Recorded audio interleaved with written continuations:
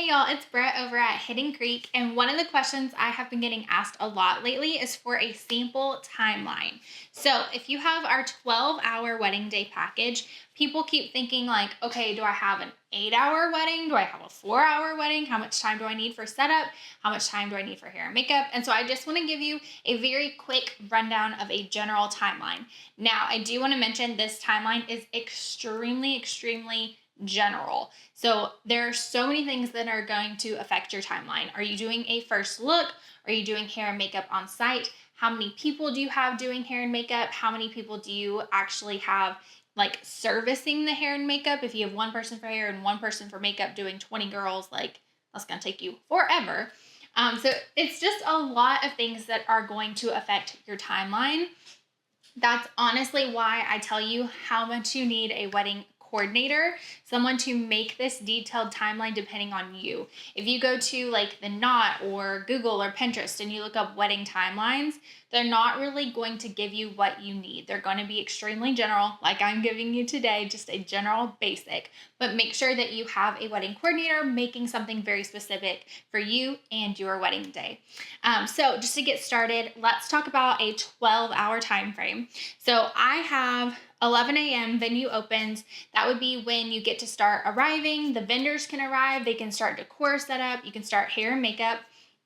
A special note, make sure that you are planning 45 minutes for each girl to get hair done and 45 minutes for each girl to do makeup. So count how many girls you have getting serviced and count how many people you have actually providing the service, and that'll tell you how much time you need for getting ready. And then about 2:30, that would be when you want your hair and makeup to be done. So you can start getting ready pictures, those cute robe shots, popping the bottle of champagne, all those cute pics. And then from 3 to 3:30, you're going to want to get dressed. 3:30 to 4:30 is when you would do wedding party pictures. So like you and the girls, him and the guys. Of course, you're going to want to do those at separate times. That way you don't see each other unless you're doing a first look. Then you would want to plan for more time so you can plan a first look in that time. And then 4:30, you're going to want to make sure all pictures are done.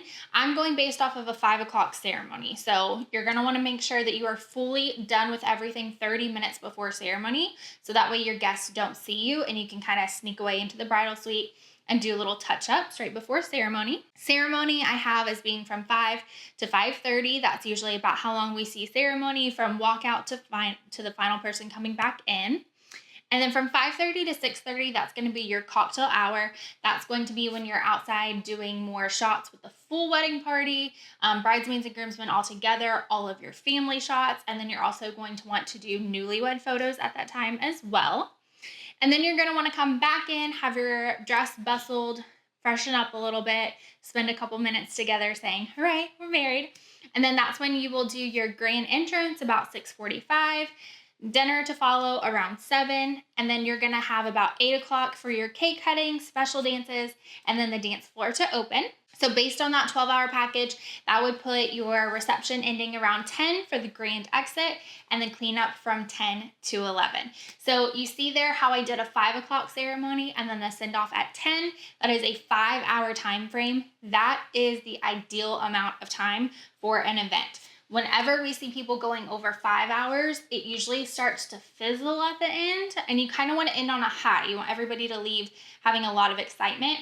Also, over 5 hours, you are going to have to start paying your vendors extra to add on additional time. A lot of times, photographers are only here for a certain amount of time, DJs a certain amount of time, catering a certain amount of time, bar a certain amount of time. So over 5 hours, just think about budget-wise, you're going to have to start paying those vendors a lot more. So to maintain a healthy budget, you're going to want to consider just sticking to those 5 hours.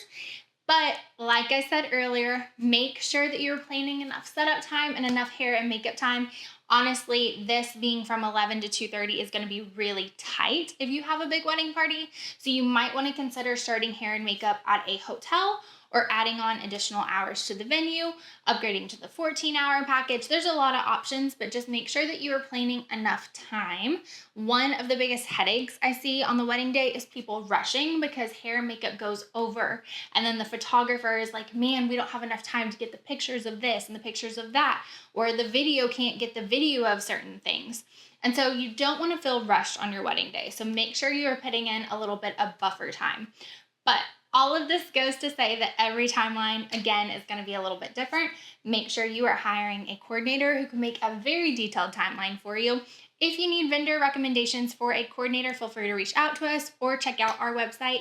That is something that we offer here in-house as well. I hope this video helped you out, and I'll see you next time. Bye, guys.